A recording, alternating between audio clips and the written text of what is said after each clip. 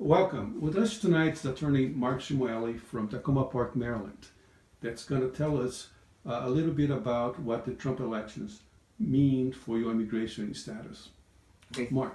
Thank you, Arlindo. So, I wanted to make this video because I've been getting calls over the last week since the election from concerned immigrants, but also from teachers, from employers, and from other members of the community, very worried about their students, about their employees, and about their friends and their relatives. And so I wanted to just emphasize that I understand that people are very worried about what can happen with President Trump when he takes office, and based on a lot of his rhetoric during the campaign, a lot of his promises during the campaign. Now, it's important for people to know that until January 20th, 2017, no matter what President-elect Trump says, there's nothing that he can do. President Obama will still be president, and his policies will stay in effect. Now, we know what a lot of the rhetoric was during the campaign, and we know what a lot of the promises from Donald Trump were. And so I think it is important that people be prepared for the worst. We don't know what's going to happen, but I think people should be prepared for the worst, and then we can see. Mark, can you tell us what can we do right now to be prepared for, in fact, when Trump, takes office, especially for some of us that may be undocumented? Mm-hmm. What should we do? Well, I mean, I think if people are United States citizens, that we can tell them, we can tell United States citizen friends, colleagues, students that they really are, that they have nothing to worry about. Mm-hmm. Now, people that are permanent residents, there are many things that they may have to think about.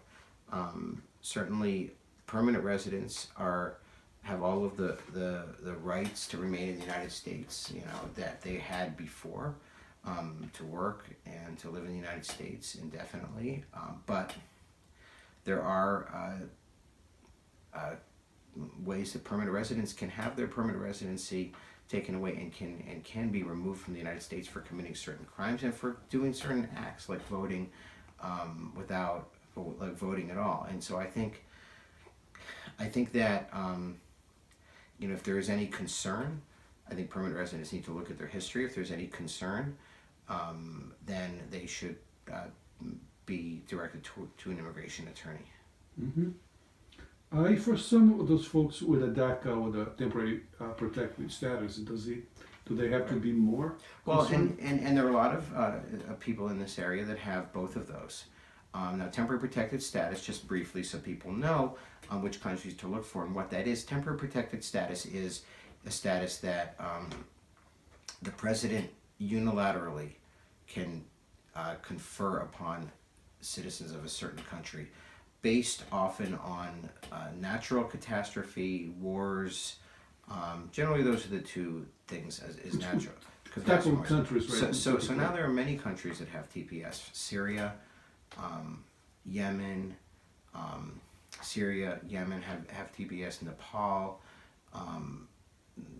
certain countries of Central America that have had it for many years, like El Salvador, and President Trump has talked about possibly taking that away, and there are there are ways that can be halted, and it's for a certain amount of time. So if somebody is from one of those countries or one of the other countries that has TPS, then you can have that person probably should talk to an immigration lawyer to see if there's any other options out there and what else might be in his or her pathway.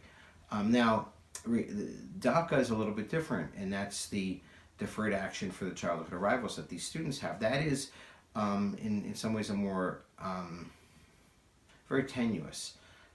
That can be eliminated very quickly by a new administration, by a president, and that is something that may happen. And if that if that did happen, then people would be out of status, and they would worry that they've already filed for benefits and that their names would be in a system, and that they may worry about being removed. Now, I think individuals with DACA or who might be eligible for DACA who didn't apply or are renewing DACA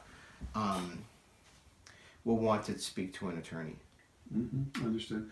On that note, Mark, I have a last question here about how one goes about to find legal help.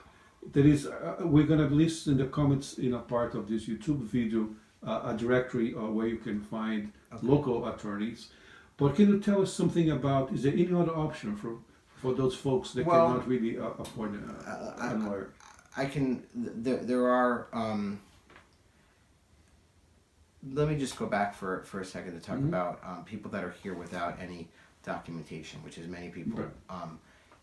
The people that are here without authorization, there are three things that they really need to have in order. One, all of their documents, their passports, their birth certificates, any other documents like that should be in a safe place, and a trusted person should have access to that. And also, they should have the numbers of people to call in case they are picked up by immigration, and any medical medical assistance they need. They should have record like of that medications or anything existing like that. conditions. Yes, medications, inhalers, anything like that they have. They should have with them. How about their children? Well, yes, and often people may have children, and they who could be left alone if they're picked up, and they should have somebody designated to take care of their children, just as a way to be prepared. Not that there's necessarily going to be anything that happens. We don't know, and the worst thing that people can do is to be alarmed before anything happened. But the best thing that people can do is to be prepared. Prepare and not be caught, but yes, by surprise. And also you were asking about attorneys, and we're going to run a list of attorneys and also agencies that people can go to. But what we will caution people is to not use what are called notarios. There are many people in the community that provide legal advice, that fill out forms, that file things for people. And that's bad anytime. It's particularly bad now. It's particularly bad now because if there is heightened scrutiny and you commit fraud on an application, which often happens with notarios, meaning that you give an answer on an application that's not true, and it's an important question, an important bit of information that you falsely give to the U.S. government, you're not going to be protected because the notario filled that out for you. Yeah. And the notario is not like a lawyer, ethically aware of all the rules and all the intricacies of. That's right. Especially in a situation, as it is right now. That's right. And so people should not go to notarios, and you in the community can help people to find competent legal counsel.